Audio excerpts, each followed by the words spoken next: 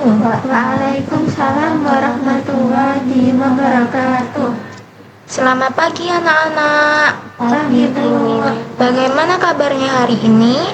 Alhamdulillah. Luar biasa. Allahu Akbar. Yes. Sebelum memulai pembelajaran, kita berdoa terlebih dahulu. Nah, sebelum berdoa, Ibu ada ice breaking seperti ini. Tangan ke atas menggapai bintang. Ada yang tahu? Tahu Bu. Nah, 1, 2, 3. Tangan ke atas menggapai bintang. Tangan ke samping burung yang terbang. Tangan ke depan ikan berenang. Duduk yang rapi siap berdoa. Doa dimulai. Bismillahirrahmanirrahim. Raditu billahi rabbil islami dina wa bi Muhammadin nabiyyan wa rasulah. Rabbi zidni ilma warzuqni fahma waj'alni min ibadika sholihin. Amin ya rabbal alamin. Bismillahirrahmanirrahim. Wallahu ahad, Allahus samad, lam yalid wa lam yulad wa lam yakul lahu kufuwan ahad. Sadaqallahu. Apakah hari ini ada yang tidak masuk? Tidak ada Bu. Alhamdulillah, berarti sehat semua ya. Alhamdulillah. Oke, pembelajaran hari ini bisa kita mulai. Ada yang tahu minggu lalu kita mempelajari tentang apa? Tentang hadas Bu. Ya benar, minggu lalu kita mempelajari tentang hadas besar dan hadas kecil.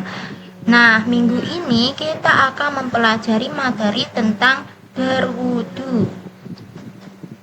Nah, tujuan pembelajaran berwudu ini untuk memahami tata cara berwudu yang baik dan benar agar menjadi sahnya ibadah yang kita lakukan.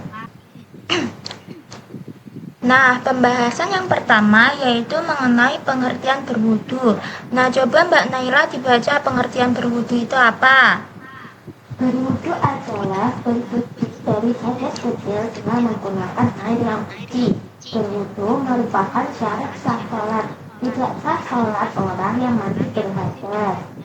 Nah, iya, berwudu itu adalah bersuci dari hadas kecil dengan menggunakan air yang suci. Berwudu harus sesuai dengan tuntutan syariat seperti yang diajarkan oleh Nabi kita yaitu Nabi Muhammad SAW. Pembahasan yang kedua yaitu syarat sah wudu. Nah, di sini ada 7 syarat sah wudu. Apa saja? Yang pertama, Beragama Islam. yang kedua, Berakal sehat. yang ketiga, Tidak berhadas besar. yang keempat, Niat. yang kelima, Menggunakan air yang suci dengan sucikan. yang keenam, Bersuci dari najis. yang ketujuh, kulit tidak tertutupi oleh benda apapun. Nah, yang pertama yaitu beragama Islam. Wudu tidak sah dilakukan apabila orang tersebut bukan beragama Islam.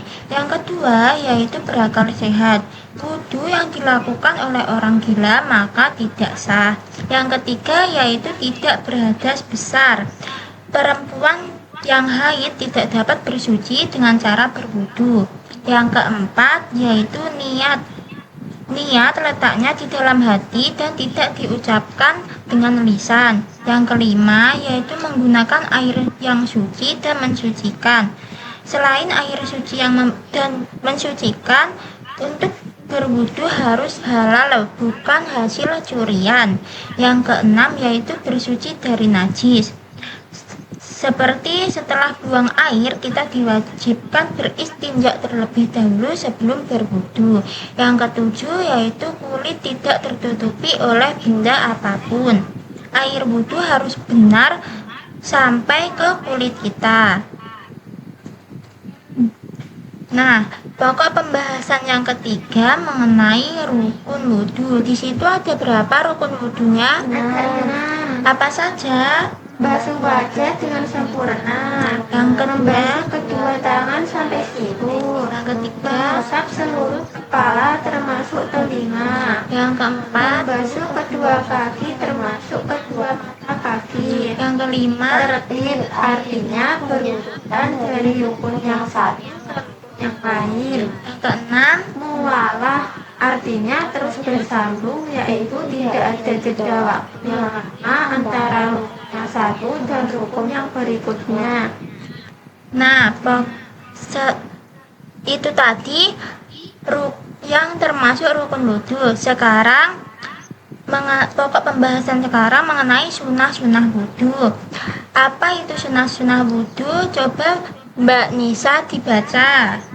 Sunnah-sunnah wudhu adalah perbuatan-perbuatan yang dicontohkan oleh Rasulullah Shallallahu Alaihi Wasallam ketika berwudhu. Selain dari rukun-rukun wudhu, apabila seluruh rukun dan sunnah wudhu dilaksanakan, insya Allah wudhu kita menjadi sempurna dan dibalas dengan pahala yang berlipat ganda.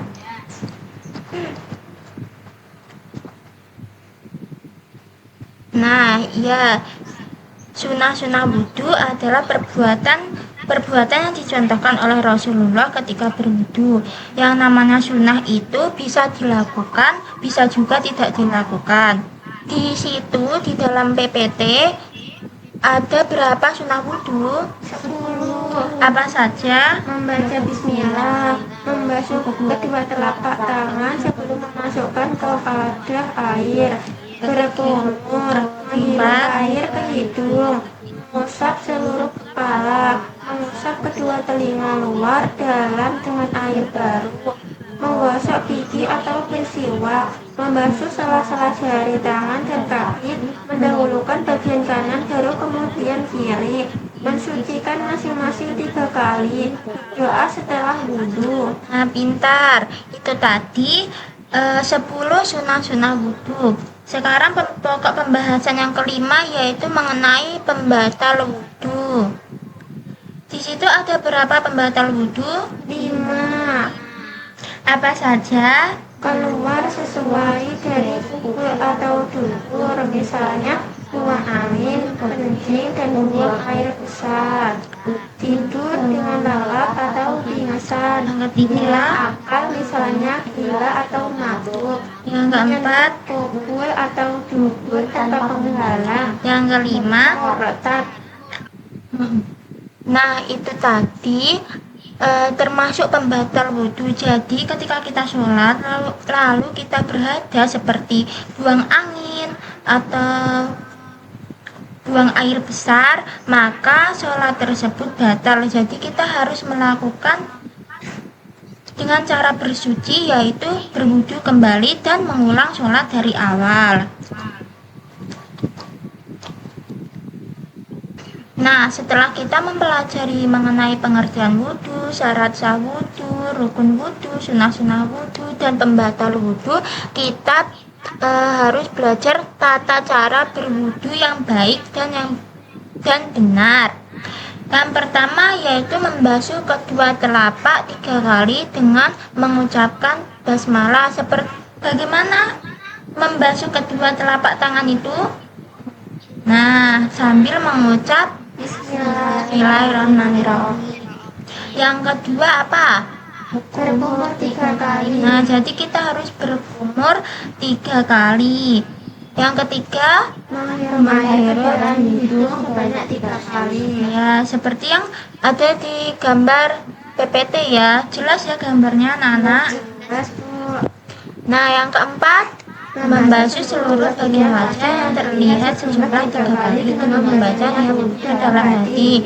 Niat wudhu itu sebagaimana? Nawaitu alirofil hadasil aswari fardhu lillahi ta'ala. Nah, sudah hafal ya niat wudhu? Sudah. Nah, yang kelima, membasuh kedua tangan hingga siku mulai dari kanan lanjut dengan tangan kiri sejumlah 3 kali. Yang keenam, mengusap kepala 3 kali.